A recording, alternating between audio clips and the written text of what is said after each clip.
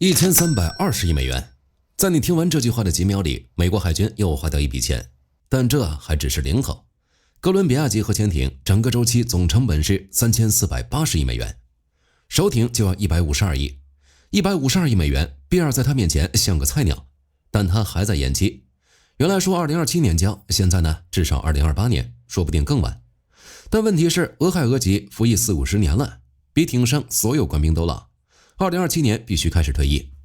老的退了，新的没来，这中间怎么办？更麻烦的是，俄罗斯没在等，第5艘北风之神下水了，普京亲自去了交付仪式，人家一艘接一艘，我们在跟攻击死磕。美国海军中将说了4个字：生死攸关。这不是开玩笑，1320亿美元买的是时间，但时间不等人，美军这次会如何化解这场危机呢？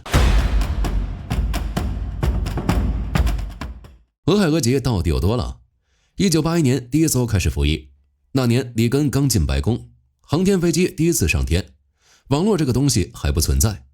到了今天2026年，整整45年。45年什么概念？他比潜艇上所有官兵的年纪都大。他下水的时候，现在的艇长可能还在念小学。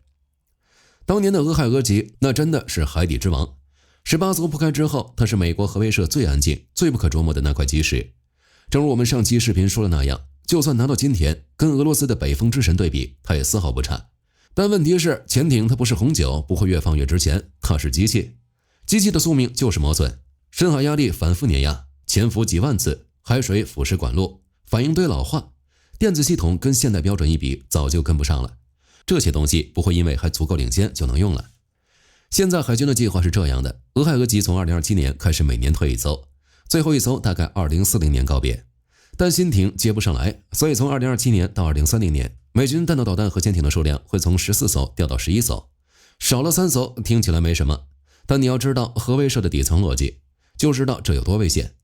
给你一个对比，广岛那颗原子弹当量大概 1.5 万吨 TNT， 而一枚3x92第5导弹可以带8到14个分导核弹头，每个弹头的爆炸当量是广岛的几十倍。一艘俄亥俄级能带20枚这种导弹，下一代哥伦比亚级带16枚。一艘潜艇在完全不被发现的情况下，半小时之内就能让一个中等国家的战略目标全部消失。这就是核潜艇为什么是3位一体核力量里生存性最强的那一环。核弹发射井坐标固定，卫星看得见，战略轰炸机跑道固定，也能被跟踪。但核潜艇一旦潜进大洋，它的位置就从世界上所有数据库里被抹掉了，没人知道它在哪儿，任何先发制人的大机都没法保证能把它消灭在还手之前。而威慑的整个逻辑就建立在这一点上，它不需要真的发射，它只需要让对手相信，如果你先动手，我一定会活着，我一定还击，那对方就根本不会动那个念头。现在你再看那个数字，14艘减到11艘，海军在正常年份要保持大概10艘始终处于可部署状态，才能覆盖全球。11艘是什么概念？几乎没有冗余，但凡有一艘出机械故障要紧急修理，或者因为艇员健康问题被迫返航，某个时段就可能出现覆盖缺口。而威慑这种事一旦有缺口，哪怕只是几周甚至是几天，那就是在邀请对手来试探那条红线。所以海军想了一个没办法的办法，把5艘最老的俄亥俄级拖进船厂，切开来大修，强行续命3年。第1艘动手术的是阿拉斯加号，预计2029年进场。翻译成人话就是因为新潜艇迟迟交不了货，他们只能把80年代造的老船重新抛开修一遍。这个操作本身没毛病，甚至可以说是个聪明的应急方案。但它让人心里发紧的地方在于，它告诉我们局势已经相当严峻了。那么被寄予厚望的哥伦比亚级到底是什么水平？先看参数的话，它确实是完美的接棒人。美国历史上最大的潜艇，全长171米，水下排水量超过2万吨，差不多一艘小型航母的体量潜入深海。155个官兵要在里面连续生活好几个月。技术上3个核心突破：第一，全电推进。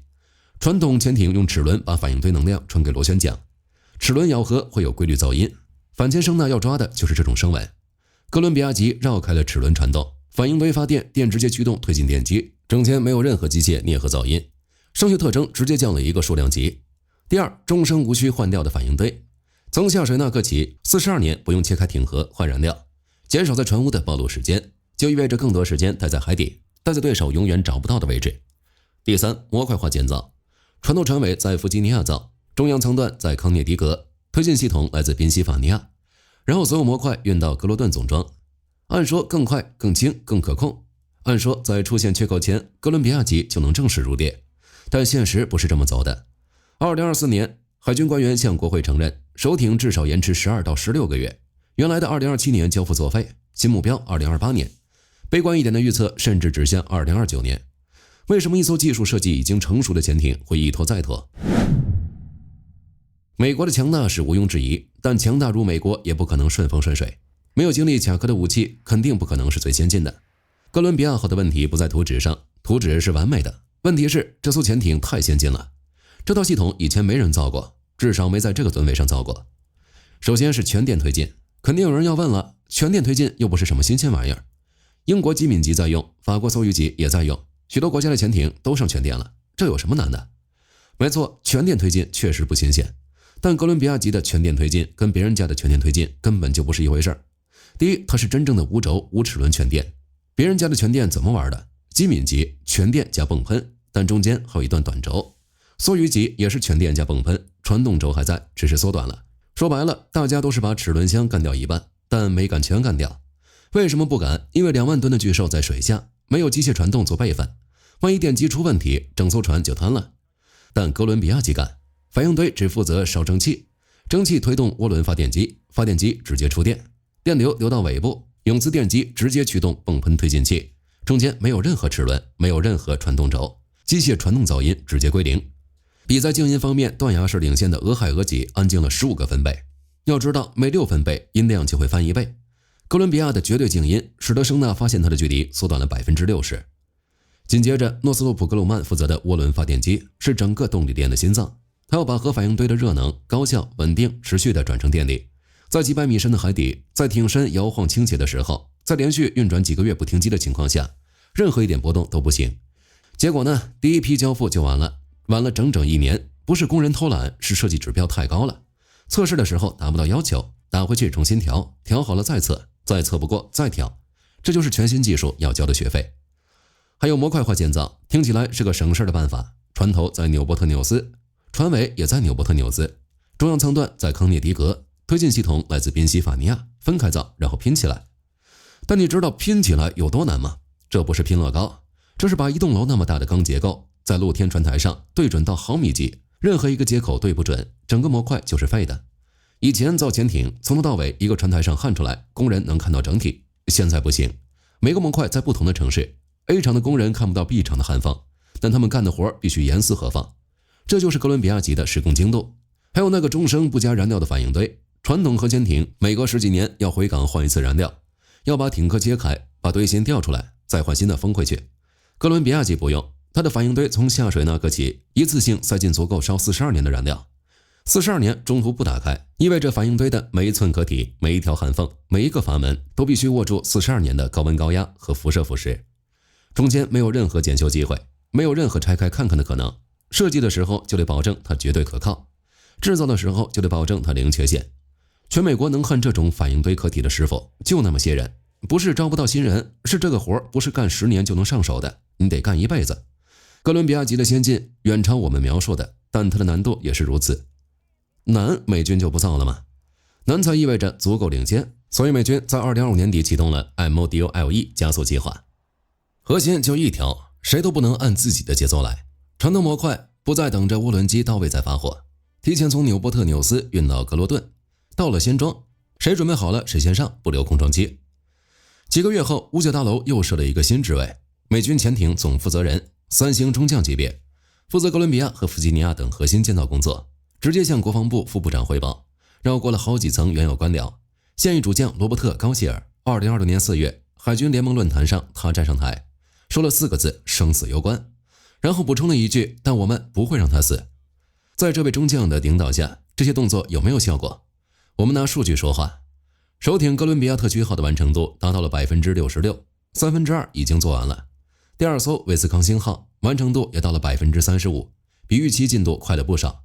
最让人意外的是船尾模块，本来是最拖后腿的一段，2026年提前完工交付，这是整个项目3年来第一次有模块提前交。一次提前不重要，但它证明加速计划真的转起来了。不过最后的往往是最难啃的骨头，反应堆和武器系统的整合，全电推进的海试，这些真正的考验还在后面。2030年第一次威慑巡航能不能如期完成，没人敢打包票。但有一件事可以确定，当全世界最大的军工体系真的开始掉头，它的惯性是可怕的。当美国人正在跟攻击死磕的时候，大西洋对岸的那个老对手在干什么？2025年7月24日，俄罗斯第5艘北风之神 A 级弹道导弹核潜艇波扎尔斯基公爵号正式交付海军。普京亲赴北德文斯克出席仪式，这被某些评论称为俄罗斯水下核力量的里程碑。那我们就认真看看这块里程碑到底成色如何。截至目前，俄罗斯海军拥有5艘北风之神 A、3艘基础型和计8艘北风之神系列，另有至少2艘在建。从数量上看，这确实是苏联解体以来俄罗斯最像样的一次潜艇扩容。克里姆林宫的宣传机器全力开动，把这个项目包装成对抗西方海上霸权的利器。之前我们拿北风之神和俄亥俄级做过一次对比，火力军这里浅谈一下俄罗斯拿北风之神对标的哥伦比亚级。但是请观众注意，这是代级定位对标，不是实力平等。既然俄罗斯不怕丢人，那我们就拿哥伦比亚级对比一下。第一，制造质量，这就是艇壳上就写着差距。北风之神 A 总共服役了5艘，5艘里克里尼兹奥列格号在海试期间被爆出艇体结构缺陷，不得不返厂整修。苏沃洛夫大元帅号的交付被推迟了将近1年，原因是泵喷推进器的整合出了问题。即便是打头的波扎尔斯基公爵号，从下水到交付也磨了3年多。每一年都有俄罗斯媒体用即将服役来预热，每一年都被现实打回去。我们对比一下俄亥俄级全建造周期，18艘艇从未出现首支舰级别的结构性缺陷。而哥伦比亚级的船尾模块被美国海军自己视为最难啃的骨头，在2026年初提前交付。俄罗斯的问题是体系性的，北风之神 A 的艇体焊接、材料处理、隐蔽涂层工艺仍然停留在苏联末期的技术谱系里。这不是俄罗斯特色，这是从1991年之后就没有完成过一轮完整的工业更新。第二，静音，这个点其实没必要对比，这就好像拿大人和小孩比力气。北风之神 A 确实上了泵喷推进器，这让它的噪音水平比早期的北风之神有了明显改善。问题是它的动力链条没有变，只要齿轮还在，啮合噪音就在。这个现象不因你在艇壳上贴了多少消声瓦而改变。哥伦比亚级的对策不是减弱齿轮噪音，而是直接把齿轮拆了，全电无轴推进，整条动力电路不存在机械传动部件，也就根本不存在机械传动噪音。北风之神其实在这静音方面很优秀了，但在哥伦比亚级面前，它就像一个深海拖拉机。北风之神 A 的静音进步只是仅仅追上俄亥俄级的尾巴。第三，反应堆，哥伦比亚级采用 SEB 自然循环压水堆，堆芯寿命42年，与艇体同寿，意味着从水下到退役，这艘潜艇不需要一次换掉大修，不需要切开艇壳，不需要在船台上失能6个月。北风之神 A 的反应堆设计寿命约为10至12年，也就是说，在一个服役周期内，它至少经历3次换掉大修，每次大修，潜艇退出战略值班，艇员解散，潜艇暴露在卫星和情报网络之下，恢复战斗力需要数月。俄罗斯海军总共就那么几艘战略核潜艇，3班岛都排不过来，现在还有周期性休整。8艘北风之神听起来不少，但实际任何时候能在海底值班的未必多过5艘。第四是导弹，这是北风之神项目最不体面的一章。布拉瓦潜射弹道导弹从研发至今经历了超过20次试射，失败次数至少占到测试总量的1/4到1/3。2009年一次试射，导弹在空中自毁，残骸散落数百公里。2013年一次试射，导弹刚出水就失控坠海。2016年又一次，2级分离失败。俄罗斯军方每次都宣布问题已解决，然后下一次试射继续出问题。潜射弹道导弹是世界上最难造的武器系统之一。布拉瓦的问题在于它的固推燃料技术不够成熟，分离机构不够可靠，惯性导航在北极圈附近的漂移问题没有彻底解决。俄方自己的部分技术报告也承认，布拉瓦的原概率误差远高于三叉戟，末端精度和突防能力存在明显短板。再来看看三叉戟2第5 LE，1989年至今连续近200次成功试射，全球可靠性最高的潜射弹道导弹没有之一。这个记录不是用来炫耀的，是让决策者在下令发射的那一刻不需要担心导弹能不能飞出水面。布拉瓦做不到这一点，他的试射记录意味着任何一次实战发射都有不小概率在出水阶段或者飞行中段宣告失败。而核报复的窗口只开一次，核潜艇的一次失败意味着什么？我想各位观众都明白。综合来看，北风之神 A 是一艘合格的弹道导弹核潜艇，在苏联技术遗产的基础上做了一些有意义的改进。对比于世界其他型号的潜艇，它确实足够优秀，但它面临的对手是一个用全电无轴推进、艇壳同受反应堆、永磁泵棚和中压直流电网重新定义的战略潜艇标准的项目。这不是势均力敌的较量，这是代差。北风之神 A 仍在努力接近俄亥俄级全部退役后留下的技术真空地带，而哥伦比亚级已经迈向了下一代的门槛。俄罗斯海军可以继续批量下水北风之神，数量确实在增加。但每一艘新艇的入列，只是在对一个上一代的技术平台做修补和增量，而不是在创造新的可能性。质量和数量之间的差距，在某些条件下可以被速度压缩，但技术范式级别的差距不会因为数量的积累而自动弥合。这才是那个生死攸关背后真正的含义，不是担心俄罗斯追上来了，而是担心自己的代差优势没有在窗口期内转化为实际部署的战斗力。这是领先者对自己兑现速度的较劲。好了，关于哥伦比亚级和潜艇的故事，今天就和大家聊到这里。如果你喜欢本期视频，别忘了点赞关注，也欢迎在评论区分享你的看法。你觉得这哥伦比亚级会提前交付吗？我是火力军，我们下期再见。